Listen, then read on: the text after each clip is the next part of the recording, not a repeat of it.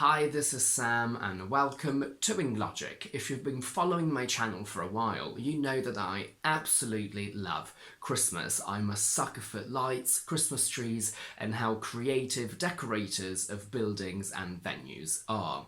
And as cheesy as this may sound, since I'm very close to my family, emotionally, not physically, because I live here in London and they live in Italy, for me Christmas really is the emblem of togetherness and family time par excellence.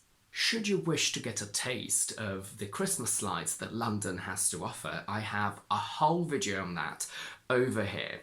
Today is the 3rd of December when I'm filming this, and I've already started watching Christmas films, which is what I talked about this time last year over here, where I give you a whole list of my favourite Christmas films. This year we have a new entry called Candy Cane Lane. It came out on December the 1st, I think, and the story is a little bit wet, let's face it, but if you like Christmas lights just as much as I do, it will definitely help you get your Christmas fix. The theme around which we're going to learn some advanced vocabulary today is the food for Christmas dinner on the 25th of December.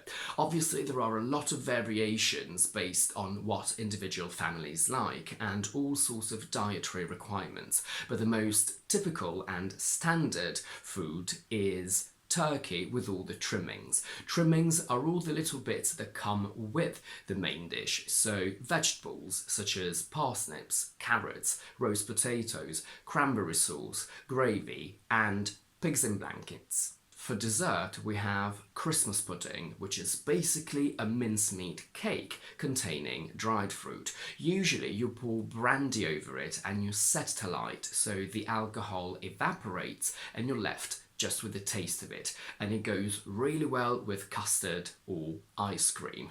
I'm not a big fan of Christmas pudding because I don't particularly like mincemeat, which is a combination and a mixture of dried fruit, spices, and traditionally beef fat.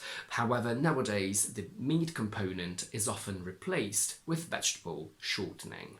And my finding mincemeat slightly repulsive means that I don't like another Christmas staple, namely mince pies, which are cute little pies thick with mincemeat. You can buy them everywhere. Every single supermarket sells them, and if you're in England during the Christmas period, they're a nice little present to bring back home with you. Most food shops sell Christmas sandwiches, which comprise turkey and cranberry sauce, and all of these Christmas dishes, apart from the sandwiches, are often served at office Christmas parties. It's very typical over here for a company to treat their staff to a Christmas meal to bring everyone together and celebrate. I hope all this food talk has whetted your appetite for Christmas, pun very much intended, but I hope it hasn't made your mouth water too much, because we still have to analyse a few words before we go.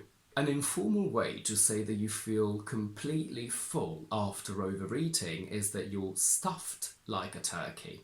Another important idiom with the word turkey, which is also fairly common, is as follows.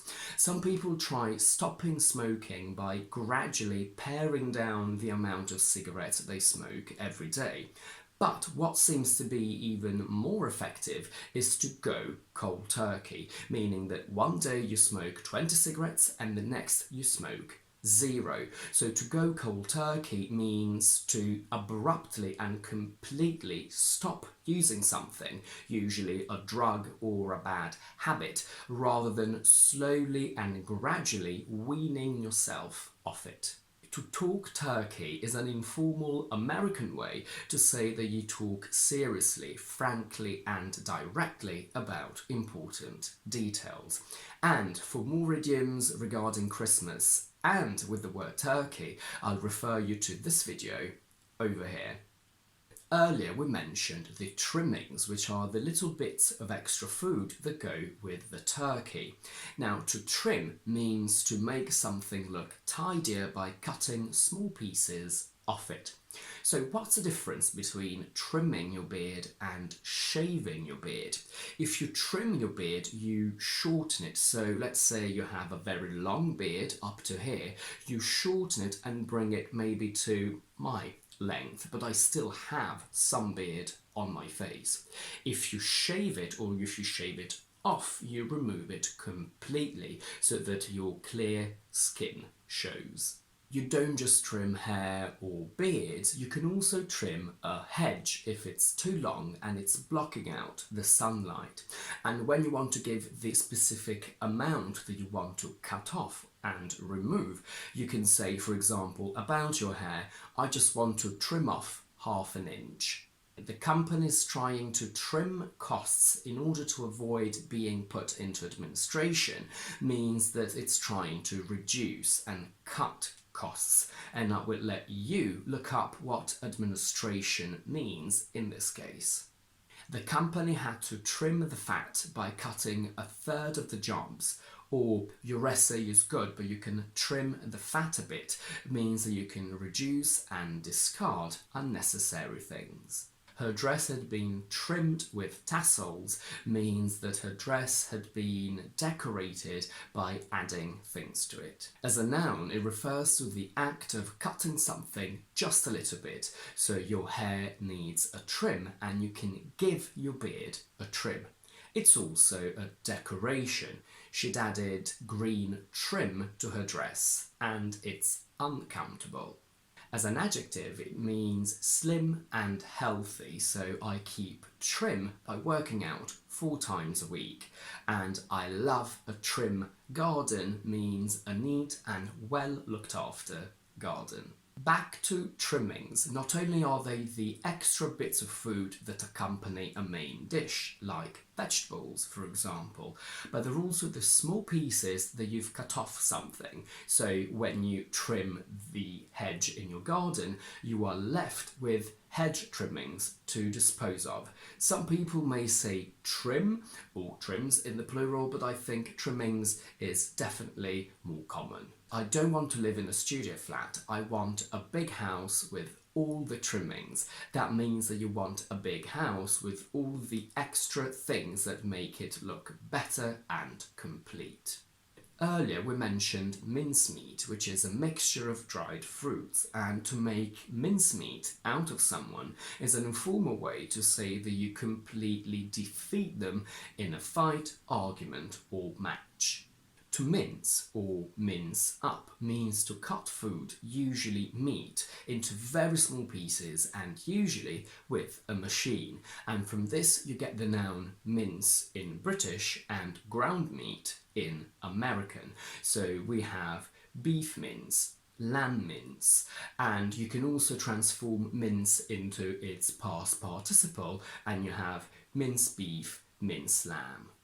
Careful with these 2 words. Here you have a whole video on when we remove the sound t in English, and this second option is exactly one of those cases. We don't say minced meat, but the t between mince and meat disappears completely, meaning that the sounds of the first word and those in the second combination are exactly the same. Whilst the first word is stressed on its first syllable, mincemeat, the second one can and probably should be stressed on the second syllable, making the distinction between the 2 words very clear. We would have mincemeat and mincemeat. But in normal spoken English, you will definitely hear the second word pronounced with its primary stress on the first syllable anyway, making the 2 words exactly the same. Mincemeat, mincemeat. So you will only understand which one we're talking about based on the context. She minced across the hall as she couldn't walk in those heels means that she was walking with small, quick steps and unnaturally so. He did not mince his words when he told his manager what he thought about him, means that he said exactly what he thought without any filter. And that's it for today. If you like this video, please don't forget to give it a thumbs up and to subscribe to my channel down below. And do let me know in the comments if you like Christmas and what kind of food traditions you have in your country if you do celebrate it. In the meantime, I will see you next week with another explanation video.